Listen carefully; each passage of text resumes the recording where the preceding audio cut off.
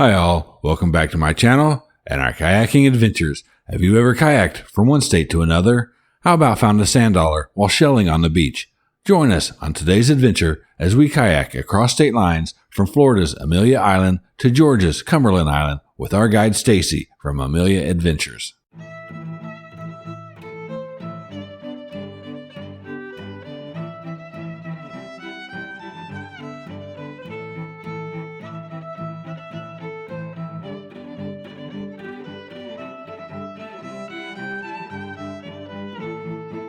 On our way to Florida for our December Florida getaway, we plan to stay the night at Amelia Island, wake up refreshed in the morning, and head over to Amelia Adventures for an exciting time.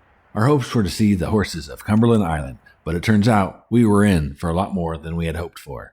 After we checked in with Amelia Adventures, we took a short drive to the D.D. Bartels public boat ramp where we would meet Stacy, our guide.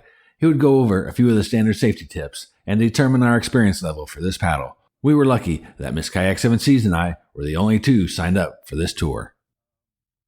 We launched for our adventure around 12:30. The tides and the wind were in our favor. Even though we had our own kayaks trailered with us for our time in Florida, we opted to use these kayaks provided by Amelia Adventures. It's always fun to try out different kayaks when you get a chance, and these Old Town Castine 140s were fun to paddle. It's a very big tide swing today. Local knowledge is always good whenever you're paddling down south, the different waterways. For instance, this Oyster Island, when it's the 8-foot tide like it was today, you won't even see that grass. Oh, wow. So if you're on a sit-on top, that is not where you want to fall. Oh, no. So literally that entire island is submerged with the tide. If you can draw a line where the deadwood tree is, the water gets all the way up to there. It would be just over a mile from the boat ramp to the shores of Cumberland Island, but to do this 1.4-mile paddle, we would cross the imaginary line, which separates Florida from Georgia, and two separate boat channels, one for Amelia River and the other for the St. Mary's River. We would also have a view of Fort Clinch to our right. So if you stop paddling just for a second and look straight ahead at the buoy, you'll really get an idea of how fast we're going out to sea. And the closer we get to the island, the faster that will appear. It's a perfect day for fishing and just being on the water. That's why normally this time of year you don't see that many boats in the parking lot. That's why you got, oh my God. Yes. It didn't take us long to reach Cumberland Island. Just as we were getting comfortable with these kayaks, we reached the shore. Miss Kayak 7 Seas wanted to take her attention to the horses, but something else caught our attention instead. Oh, wow. Yeah. So the great thing about the shells on Cumberland is it's protected by the jetty. And as you see, as the tide goes out, it just lays the shells gently. And so you get some delicate ones on the main beach. As Stacy mentioned, the way the tide came in, the waters would just lay these fossilized sand dollars on the beach. And I think these were the first sand dollars that I've ever found intact.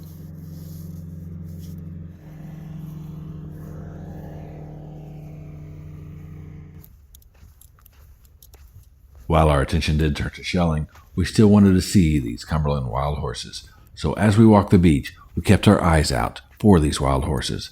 There's an estimated population between 150 and 200 of these horses on the island. The wild horses of Cumberland Island have a relatively short life expectancy due to pest infestations, disease, and other rugged environment conditions.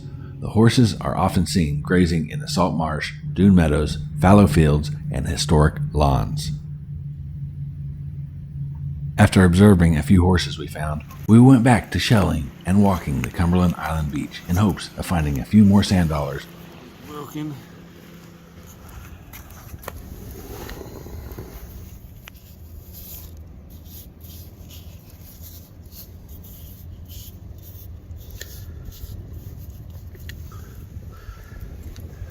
We probably could have spent more time on the beach, but since this was a guided tour, our time was limited. We also needed to get back before the tide shifted, making it a little bit more difficult to paddle back. So after saying goodbye to Cumberland Island, we vowed that we would again return to this island someday. It was onward back across that imaginary line to Florida and to get a better look at Fort Clinch from the water.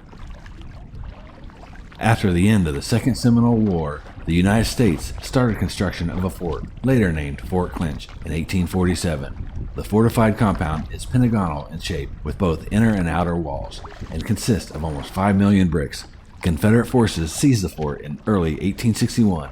It was used as a safe haven for Confederate blockade runners during the first year of the Civil War. This is Fort Clinch, straight ahead. And it was actually built just after Florida became a state.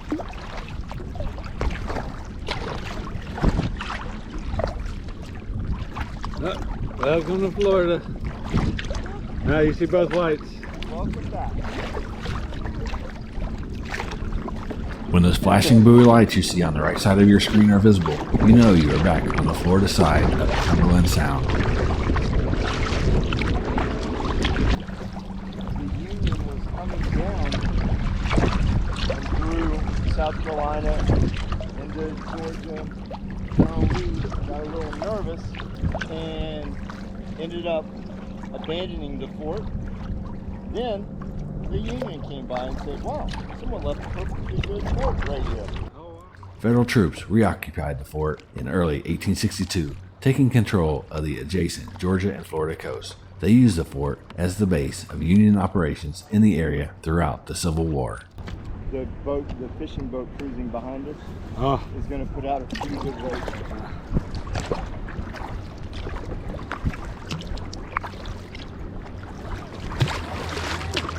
Just keep paddling.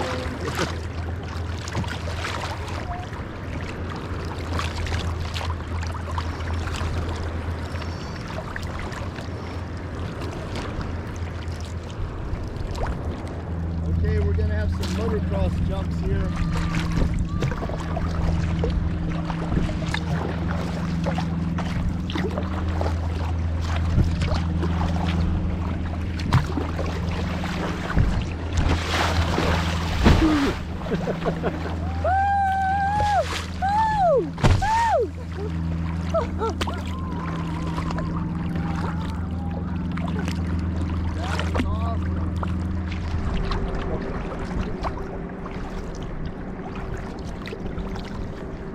Right around this point now that the boat has gone by, hopefully start seeing where we're going. Another group.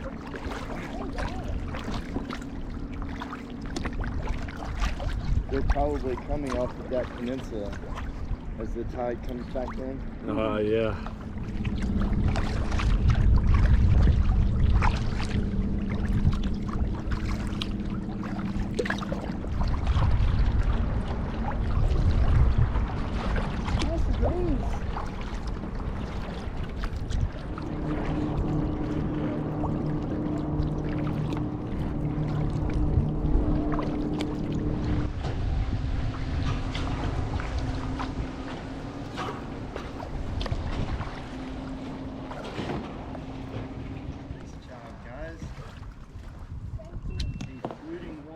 You guys walked a little, actually a lot farther, 1.77 miles. After returning back to the boat ramp, it was time to collect our new beach treasures and find a safe place to keep them in our already packed car, and to get back on the road to reach Brevard County, Florida. After all, this is only one of our many Florida adventures that we had planned for December. If you'd like to book a tour with Amelia Adventures, I'll leave a link to their webpage in the description. I hope you enjoyed our trip from Amelia Island to Cumberland Island. If so, remember to click that like button. Until the next time, hope to see you out on the water someday.